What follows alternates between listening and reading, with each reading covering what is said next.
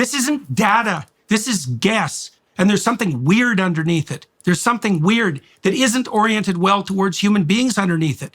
It has this guise of compassion. Oh, we're going to save the poor in the future. It's like that's what the bloody communists said. And they killed a lot of people doing it.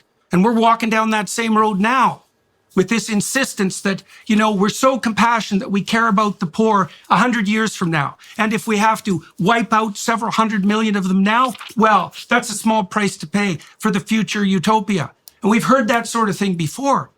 And the alternative to that is to stop having global level elites plot out a utopian future or even an anti-dystopian future. And that's exactly what's happening now with organizations like the WEF. And if this wasn't immediately impacting the poor in a devastating manner, I wouldn't care about it that much, but it is.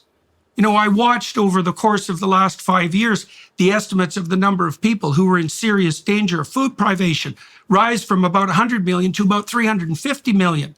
That's a major price to pay for a little bit of, what would you say, for progress on the climate front that's so narrow it can't even be measured. I don't think the increase in hungry people on the planet is because of climate policies. Why not? Because I don't think that countries in Africa are being pushed away from fossil fuels. I mean, most developing nations. Of course they are. Right? They can't even get loans from the World Bank to pursue fossil fuel development. And there's plenty of African leaders who are screeching at the top of their lungs about that because the elites in the West have decided that, well, it was okay for us to use fossil fuel so that we wouldn't have to starve to death and our children had some opportunities.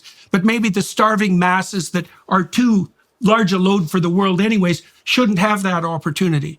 And that's direct policy from the UN, fostered by organizations like the WEF.